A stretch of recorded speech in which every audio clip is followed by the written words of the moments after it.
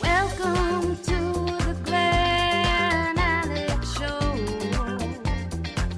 Welcome back to the Glen Alex Show. I am your host, Glen Alex. And each episode of the award-winning The Glen Alex Show focuses on a different aspect of health because you are whole and all of you matter. And I am on a mission to help you be joyful, connected, confident, and complete. The life experience I call WELLTH, WELLTH, which is health plus other riches. So please keep in mind that when we find balance on the physical, mental, emotional, and spiritual levels, then the world will be harmonious and safe for all of us. And before we jump into this episode please subscribe and drop a comment so I will know what's on your mind. Where your health matters, set your mind, let it flow. Joyful, connected, confident, complete. Let Glen Alex help you back on your feet. The Glen Alex Show.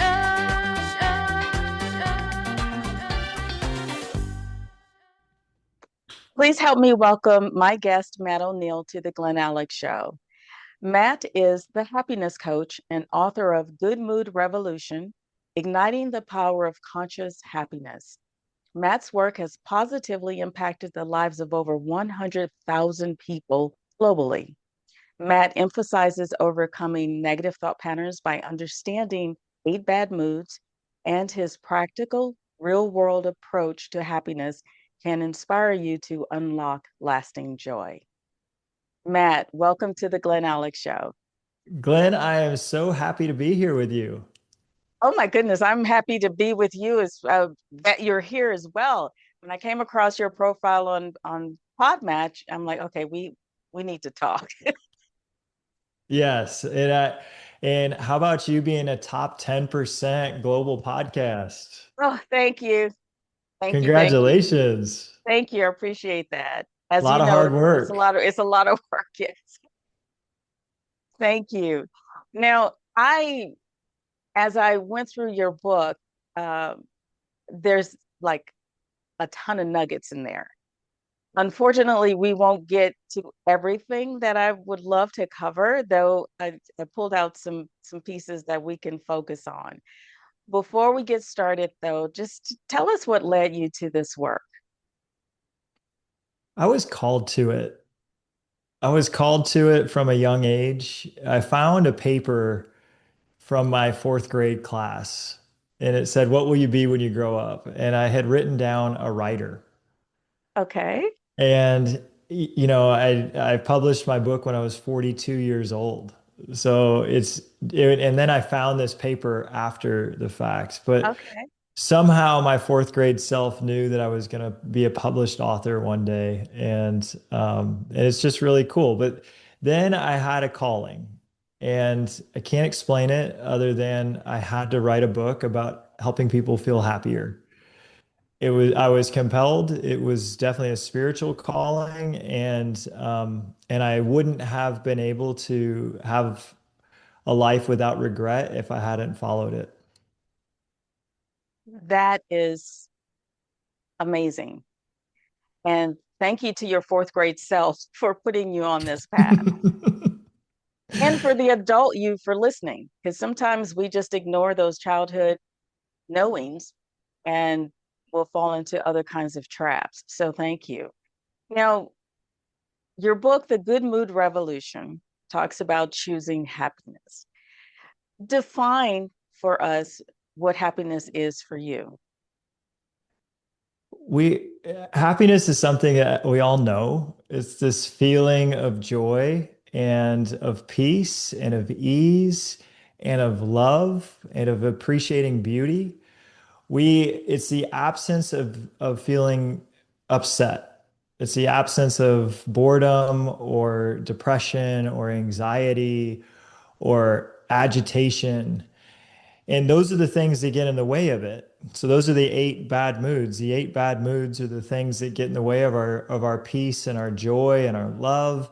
So when we're being kind or we're feeling like really kind towards someone else, or we're feeling just peaceful and at peace, these are all these emotions that we can say, oh, I'm feeling happy today. And it's not the same as like an excited exuberance. Of course, that's a form of happiness, but the happiness that I'm talking about is a happiness that's easy and joyful and loving. Okay. Okay.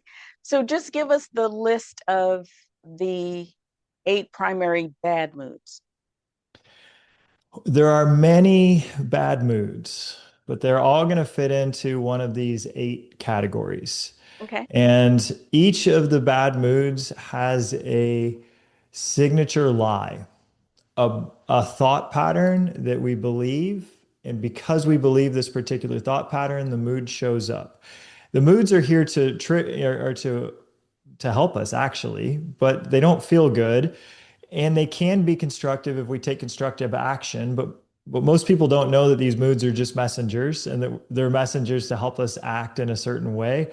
So a lot of times, because we don't know what the message is, we act in poor ways over these. But the most destructive of those moods is the emotion of shame, and Okay. it has a thought Let me pattern. Go hold ahead. on. Yeah, just give us the list for now. I have somewhere I want to go with Oh, this. great. Okay, Yes. we'll just list them out. So shame, guilt, hopelessness, sadness, fear, desire, anger, and pride. Okay. And give us the list of the primary good moods. These are the fun ones.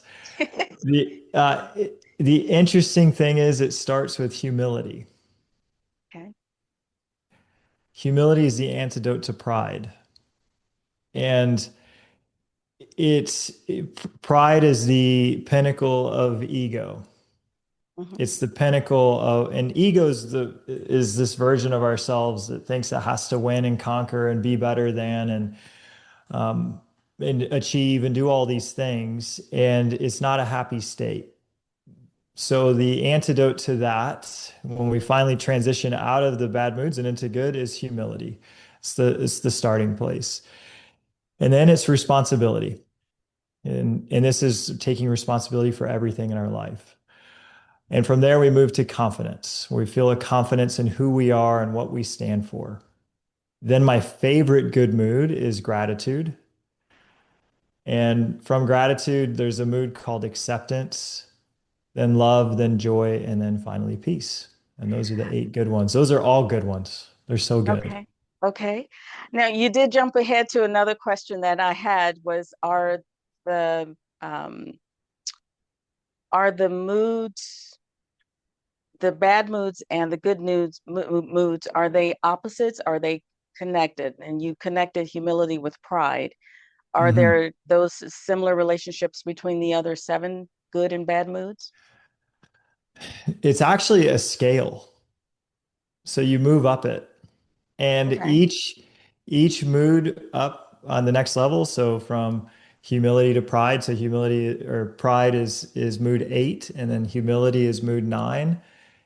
Each to get to elevate your consciousness, you need to move to the next level. And they're not necessarily connected, other than the one behind it is connected to the next one because that's the next level to elevate to. Okay. So we can experience all of these moods all the time, but there's kind of like a place that we're at in our life. And sometimes, for me, I lived in a prideful place in my early 20s, and that was my Okay. mood. I needed humility. So humility was the move I needed to move to. And then there was a time that I was living in such an age of responsibility. I needed to move Okay. into acceptance. And Okay. so and in the highest mood we can experience is just profound peace no matter what happens. This is the final Okay. step. This is the final mood.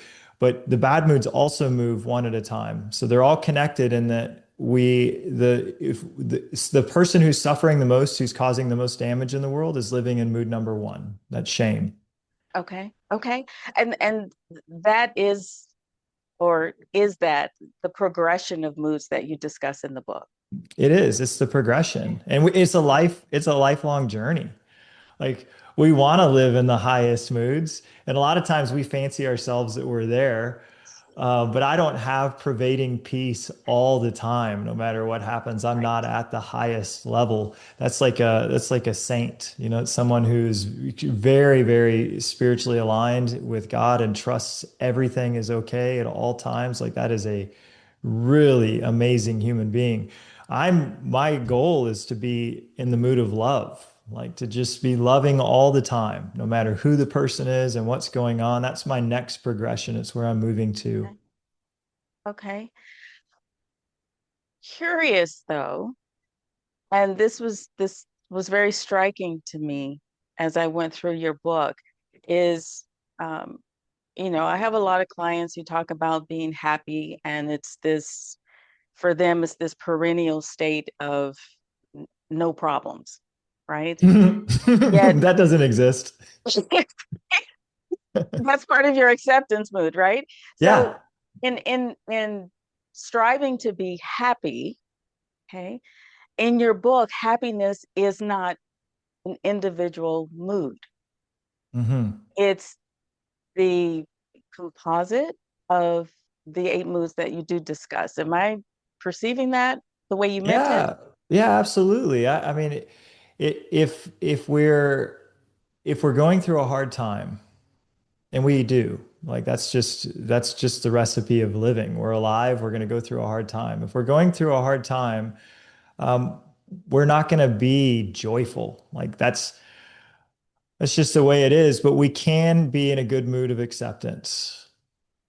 And through a good mood of acceptance, we can then say, okay, I'm going to progress from acceptance to gratitude. Because even during the hardest of times, there are moments in that each day that we're going through this hard time that there are things that we could be grateful for that day. Mhm. And so we just continue to work on, okay, I might be in grief that I've lost a loved one or someone's sick and this is tough. I just lost my job. I could be grieving the loss of a job. I could be angry about it. We're going to want to resolve the negative emotions, find out what the lessons are, what the messages are, and then move into responsibility. Okay, I'm responsible for what happens next, whether that's my own emotional healing or finding a new job or working on my health. And then to acceptance that I'm going to do all I can, but accept that I'm not in control of all the outcomes of the world. And then to gratitude. Like I'm learning all these lessons through this that when I lose someone, I recognize how precious life is, or when I have a health scare, I recognize how much I love to live. And so we have this gratitude, and then eventually through acceptance and gratitude, we get into love and we say, I just love people and I love being alive. And that feeling brings the joy. And through all of this, we go through tragedy to responsibility to acceptance to gratitude to love to joy. Eventually, we just are like, I've seen it all. And there's a peace about me that no matter what happens, I can follow my moods to higher moods no matter what. I can handle it. Okay. Okay. Now, in your book, you talk about ego, ego, Hmm. as edging God out. And the ego is just this big fat liar. Yeah, right. There's no other way to describe it. And it tricks people into buying into false and unrealistic thoughts and expectations, which actually lead to more problems. So, in the way you just described, the progression of moods from humility to peace, to their profound peace, the underlying glue is God, a higher power, Yeah, something greater than we are individually. absolutely. 1,000%. And I didn't know this. I didn't know that that was the answer to happiness until humility. So with a lot of ego, which is where I was in my 20s, and a lot of pride and a lot of self-reliance, and I'm going to conquer and succeed, and I'll get money and success and fame and all these things, power. I thought, okay, that's where happiness is. I'm going to go do all of these things. And you know what? You do all these selfish things and accomplish all these selfish goals. And then you get to the top of that mountain and you're like, why am I not happy? I have everything that I said was going to make me happy, and yet I still don't feel it. And it's because in the absence of God, there's not true happiness. Our soul is yearning for this connection to our Creator. Uh, I it's hard to explain to somebody who hasn't had that connection. And I got that question from my nephew who read the book, and he said, "So you're telling me that I need God to be happy?" And I said, absolutely. There's no other way about it. And that's why humility is the first of the good moods, because if Okay. we finally are humbling ourselves to the power that created us, that sustains us, that is actually in control of everything, our hair growing, our nails growing, our body healing, the food that we eat, the sun that is shining on us, the rain. We then fall into this like total gratitude that we're even alive. Like it's crazy. We're like, oh, wow, this is amazing that I get to be alive today. And then from this moment of humility that, wow, God, thank you that I even get to be here, true happiness can show up. Not this superficial, I got money or I got the girl that I wanted or whatever we thought was going to make us happy that doesn't. Okay. Okay. I find it also interesting that for me, the your one of your eight moods that is most connective to God, if there is such a thing, is gratitude. Yet peace is at the top of the list for you. What's the difference for you between peace and gratitude? Gratitude's the gateway mood to happiness. Okay. We can't be so when sometimes we're feeling really bad. I experience all of the eight bad moods myself. And anytime we're in one of those eight bad moods, we're living in an ego selfish state. It's the ego's telling us that we need to protect ourselves and we need to be selfish, that we need to look out for ourselves, and in all the different lies that it tells us. And it says, if you do these things, if you protect yourself or you look out for yourself or you put yourself number one, then that'll be good for you. And that's not a grateful state. So if we go from this selfish, self-centered mood, which is really a self-centered state and not feeling very good, and that's all the negative moods are selfish. That's why it's the ego. Two, grateful. Well, what are we grateful about? Well, ultimately, we're grateful that we're alive. How are we alive? Well, we're alive because something allowed it. Something created us. Something is sustaining us. Well, and I don't care what religion it is that you subscribe to. If it's just, God to me is the universe or is nature or is all that is or whatever it is, we're grateful to this higher power that is giving us all these different gifts and blessings. We're grateful that this higher power gave us time with our loved ones, that these loved ones are even created, that we get to interact with them and give them hugs and kisses. Like it's amazing the gratitude that can show up. But ultimately, peace is knowing we're all going to die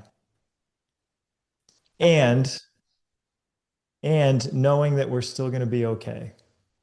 And this Hmm. only shows up with a connection with God, knowing that we are Okay. eternal souls. There's no peace without that because the truth is we're all going to die.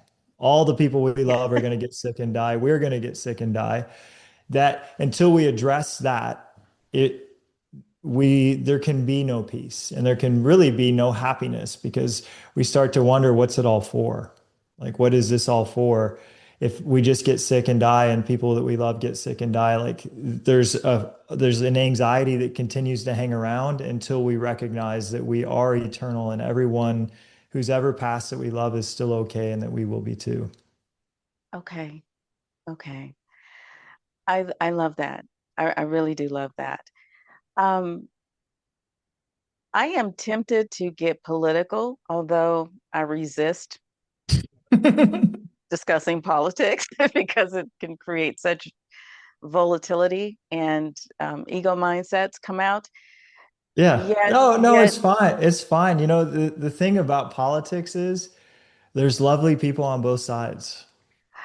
there are. And so, what is it in your mind that is keeping us from recognizing that and accepting the virtuousness of all humans? Because we were, I don't know, created by the same source. Yeah, absolutely. Yeah, it's ego, it's selfishness, it's the eight bad moods, it's believing these lies that my way is better than your way. It's a prideful thing. You can't be a politician without acting with a lot of pride. You Hmm. have to win. You have to win, and to win means you have to beat everybody else. So just the person we're not going to elect somebody that doesn't want to win. Correct. Because they won't win, they'll lose. And so there's already just the realm of politics is elevating very prideful people. So you put two prideful people in a room together and they're going to argue. And then all the people that are really, really also prideful themselves that their way is the right way and the other way is the wrong way love to listen to that. And then they banter about it. And then they love to listen to the banter. It's just pride. None of it, we're not going to get anywhere with those emotions. But I can love somebody caught in pride and recognize that they're not happy and that they're suffering and that they're trying to do the best that they can. And that they really do believe these lies that their way is better than everyone else's way, even if it's not true. They believe them, and so I can still have love for them and compassion for them. Okay. But then acceptance, because here's the thing: I can't do anything about it. True. Whoever's elected, sure, I can make my vote, but whoever's elected is going to be elected, and then they're going to do what they're going to do, and I just have to do what I'm going to do, which is be the best light that I can be in the world. Let me just be a light today to whoever I touch. But getting wrapped up in who's arguing about what's right and what's not right is just going to take me into negativity. Okay. Well, given that perspective, that brings to mind um, a connection between not accepting what you can't control and that some things will continue regardless of your vote, et cetera, being in a position, in a mindset that you're not accepting the world as it is, and moral outrage. Mhm. Is there a connection for you between those two? I don't have moral outrage. It Well, it to be outraged, we're already in the emotion of anger. of anger, yes. So the emotion of anger is one of the more positive bad moods because we can get to the point where we say, I've had enough and I'm going to make a change, Okay. which we've needed those people forever. We needed Martin Luther King Jr., we needed Gandhi, we needed people that got to the point that said, this is enough and made Okay. a change in the world. The only time I'm going to allow myself to get angry is if I'm ready to go make a change about something. But if Hmm. I'm just going to sit here and be raging about something that I'm not really going to get involved in, and I'm not going to get involved in if the Republicans are right or if the Democrats are right, then I'm just making myself angry and I'm no longer a light and I can't lift up other people. Okay. So I avoid them.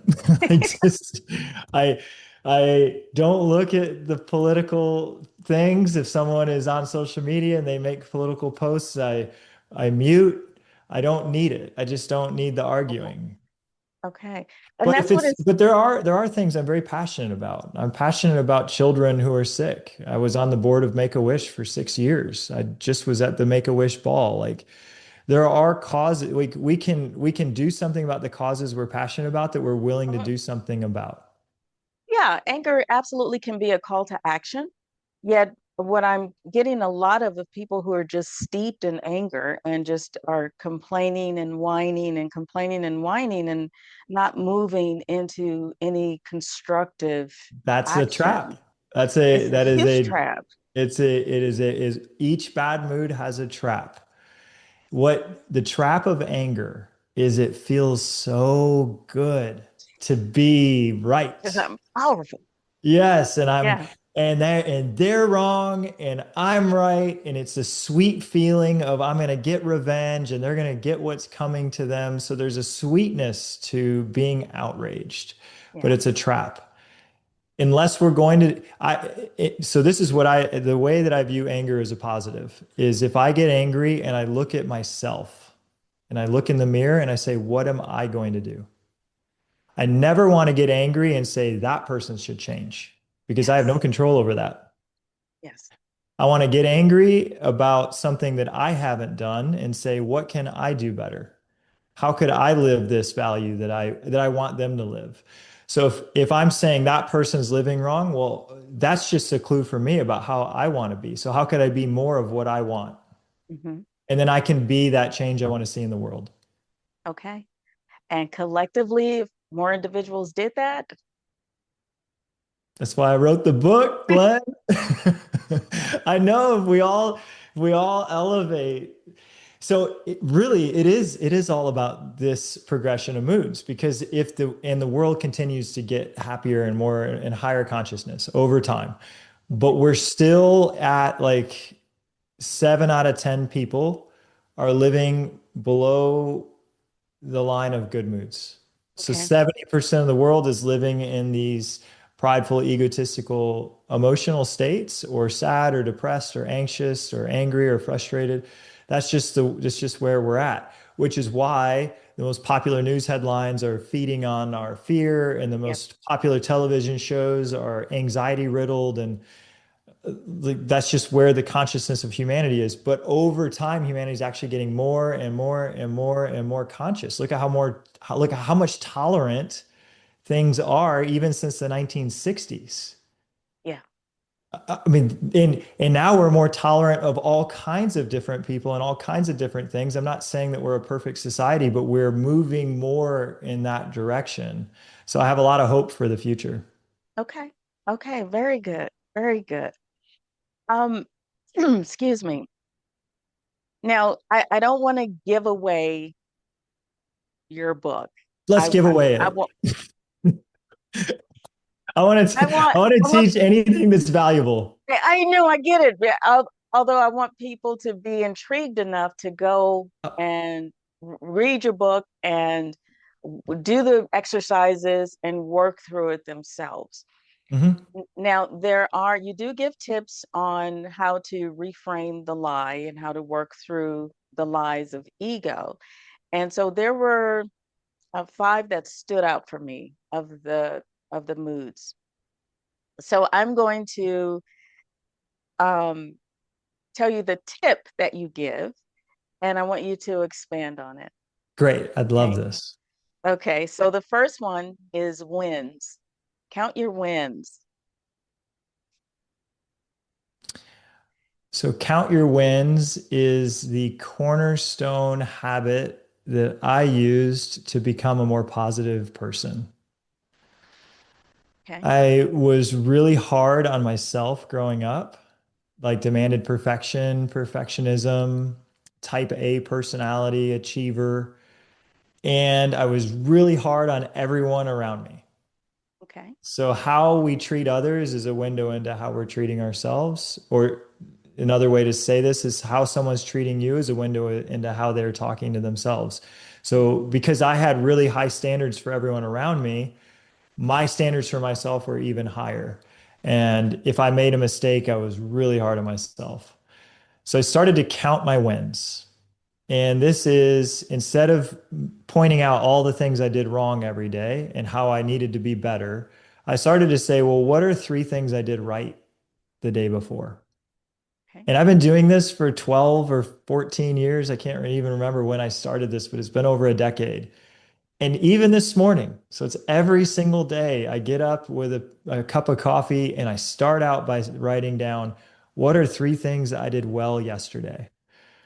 Well, now I'm really good at it. And I end up writing like 8 or 10 things I did well the day before. And what's crazy is then now, because all I do is see things I'm doing well, I feel better about who I am. And then I want to do more things well. And it's like this upward spiral of positivity. And instead of seeing what everyone's doing wrong, I'm seeing what they're all doing right. And I'm like, oh, you're Right. doing that well and you're doing that well. So I basically have retrained my brain to stop looking at what's not good enough and start looking at what's already amazing. Okay. Okay. I like that. I really like that. The next tip, grab the rope. Mm. Yeah, grab the rope is about how when we're really depressed and I got into a really bad state and that chapter describes the bad state that I was in.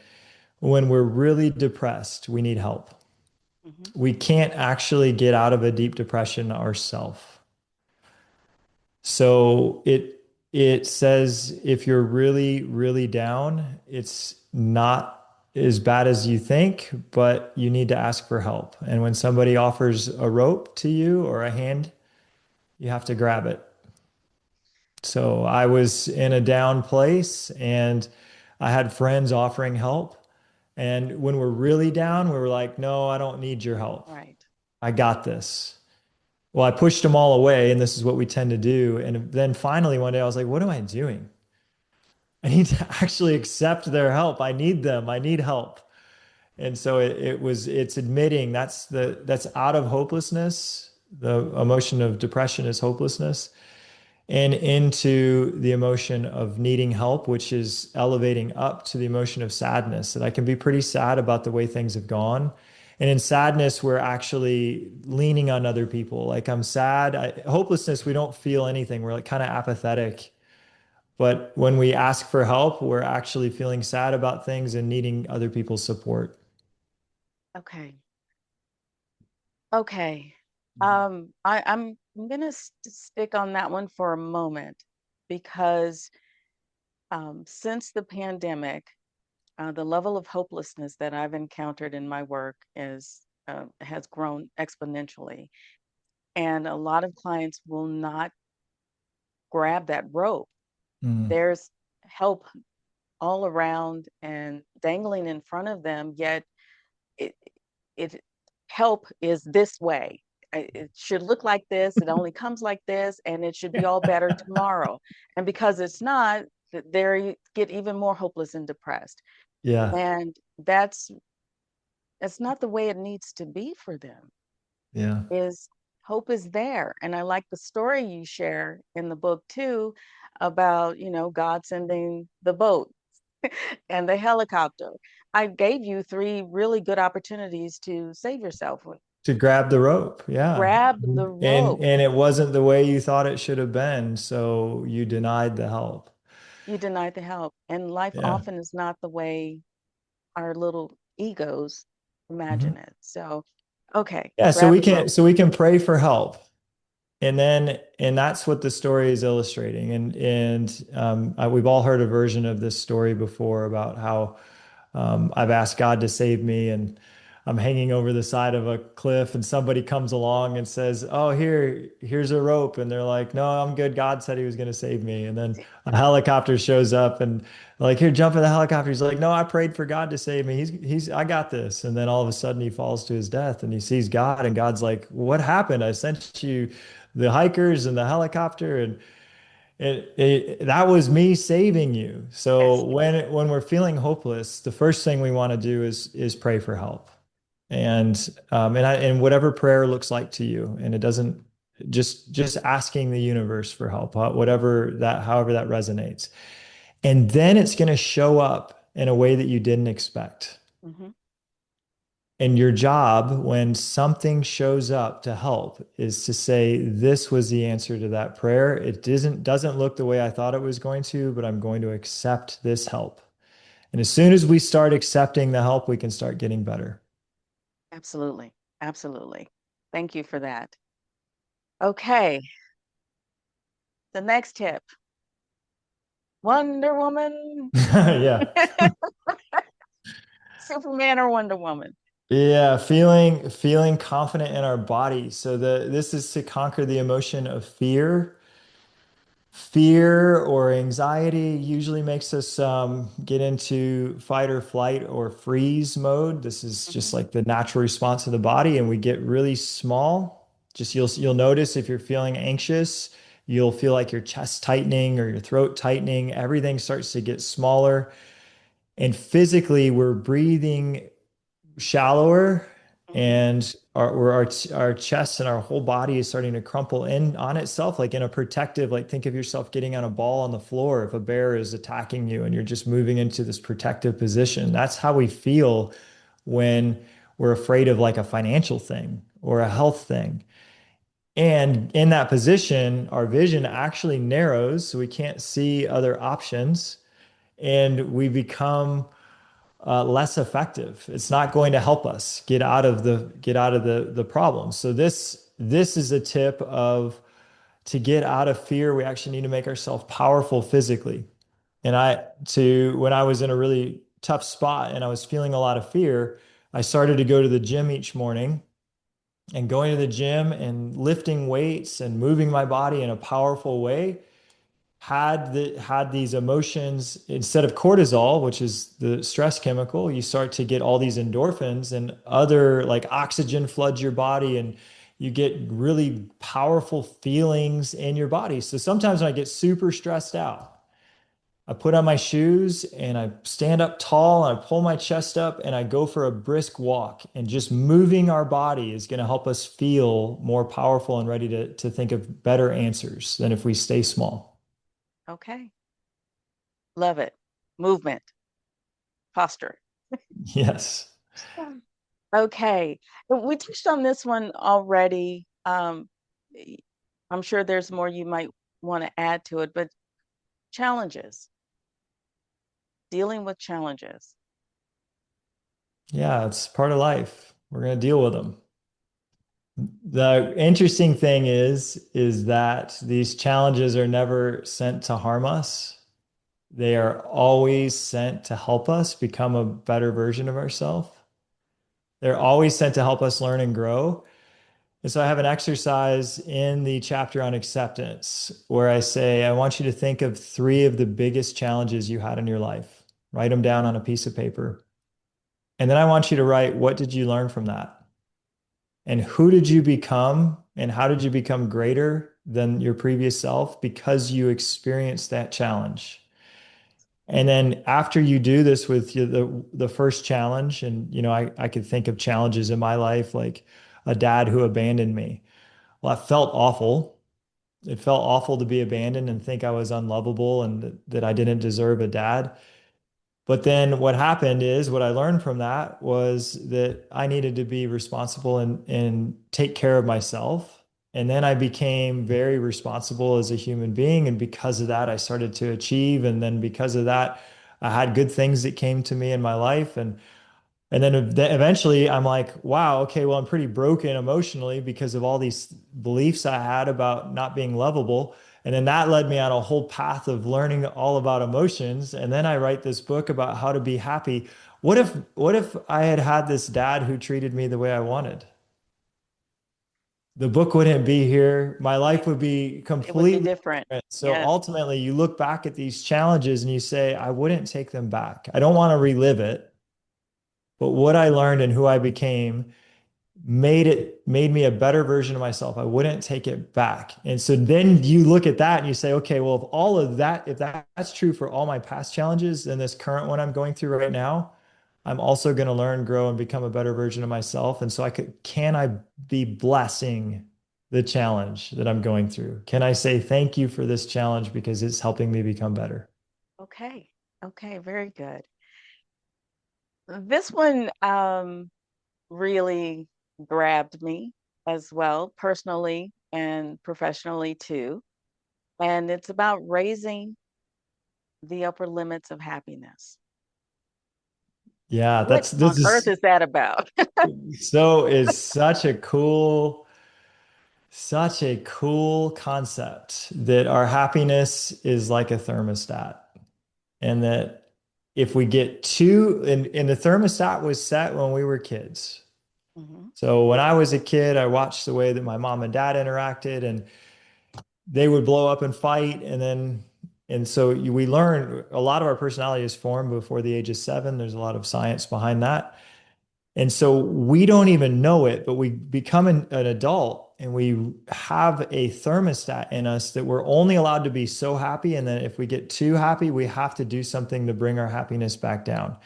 It's once you see this, you can't unsee it, and you see yourself doing it, and then you watch your friends doing it, and you're like, wow, man, they're Wow. totally sabotaging this beautiful thing they've got going on right now because they felt things got too happy and they're like, "Ah, it doesn't Yes. feel comfortable. I better knock it down a few pegs." Yes. And that's the happiness thermostat. And when I learned about it, I was a guy named Gay Hendricks wrote all about this, and I can't remember the book that it was in, but Gay Hendricks is a wonderful author.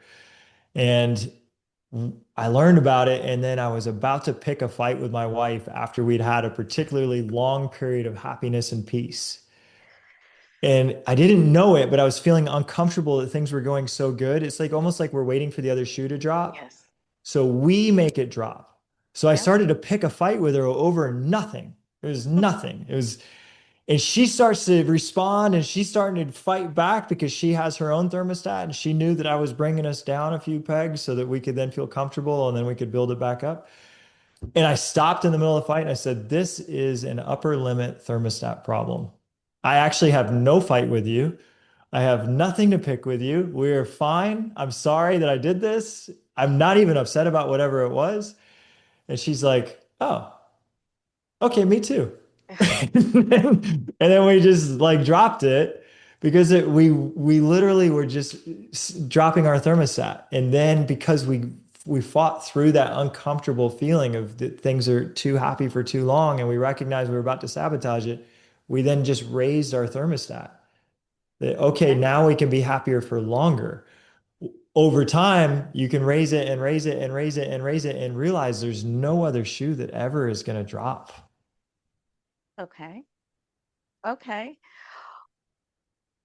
How do you raise your thermostat limit? What's a specific tip that can help someone move past that ceiling of what they've learned? So it is this feeling that if things go too good for too long, it's something's going to happen. Something bad's going to happen and bring it down. That's the crux. It's the feeling that that's a true statement. That things can Okay. only go so good for so long before something bad happens.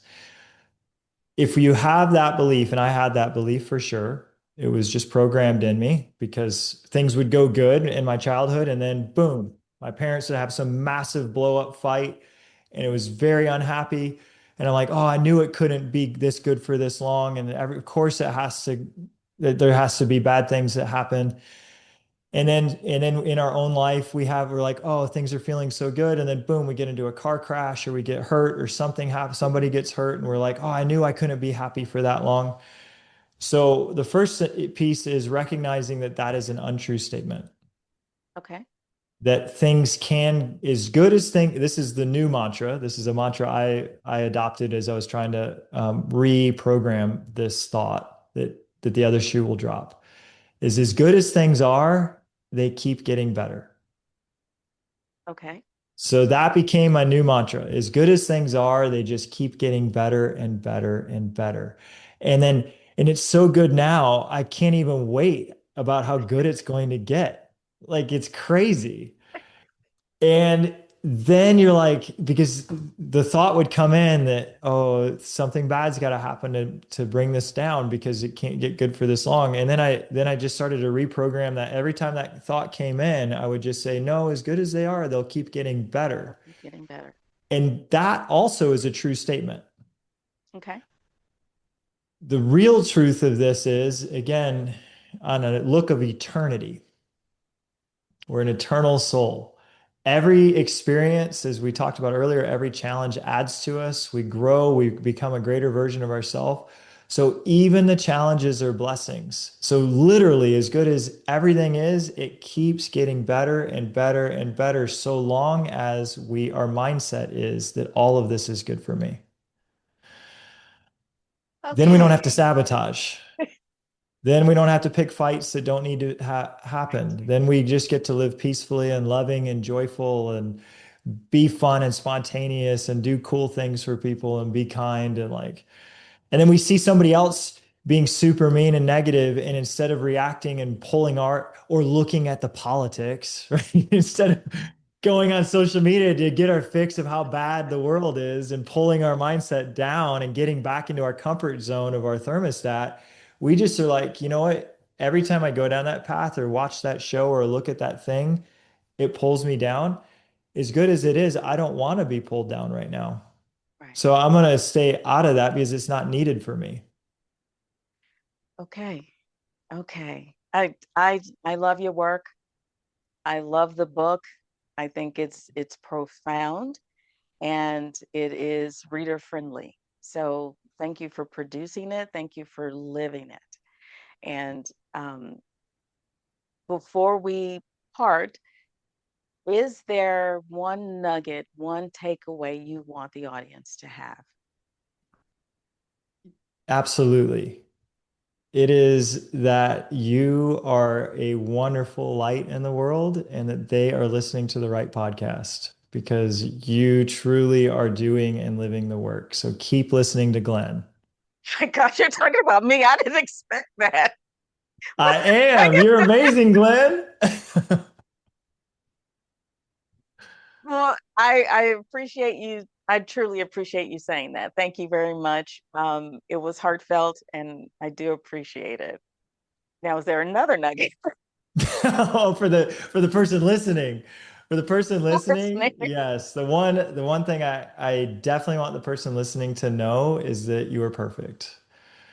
No matter what you've done, no matter what you haven't done, you're lovable and you're perfect exactly as you are. There's a light inside of you that is just waiting to shine. And you just need to go and remember how perfect and wonderful you are and then live it. Okay, that's beautiful. Thank you so much. Now, are there how can people get your book? Do you have any programs or any offerings for the audience? Yes, you actually helped me and told me that my quiz wasn't working, and your good mood superpower is responsibility. It is. So congratulations. Thank you. What a great good mood.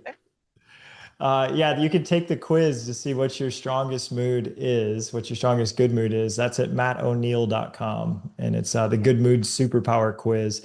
And the book is on Amazon called Good Mood Revolution. Okay. Okay. Excellent. Matt, thank you so much for being here. I truly appreciate your work.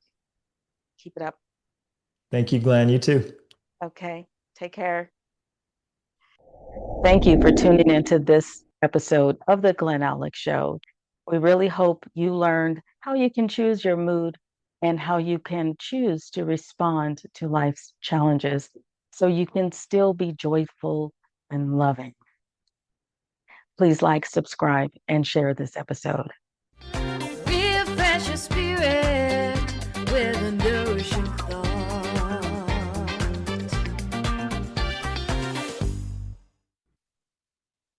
Please allow me to leave you with this nourishing thought. George Sheehan said, happiness is different from pleasure. Happiness has something to do with struggling, enduring, and accomplishing. You know, the law of attraction says that what you think about the most is what you get. Focusing on what's wrong, missing, or lacking actually produces more of it.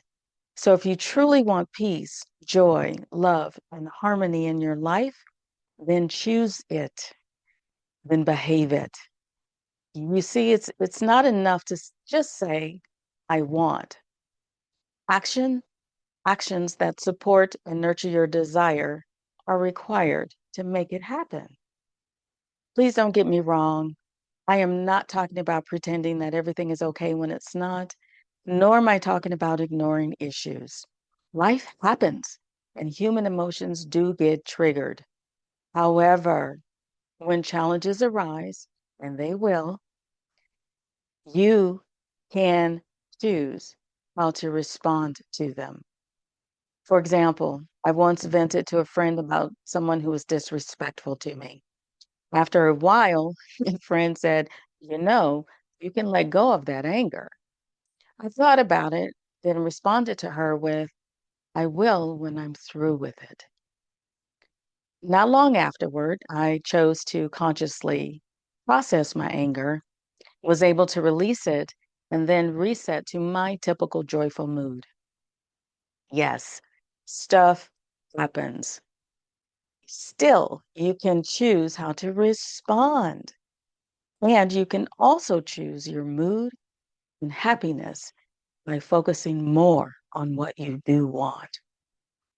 To learn more about your emotions, moods, and choices, please connect with today's guest and visit glenalex.com, book your complimentary consultation with me, and order your signed copies of my books, Living in Total Health and Living Boundaries. Then stay tuned for the next episode of The Glen Alex Show. And until next time, please be well.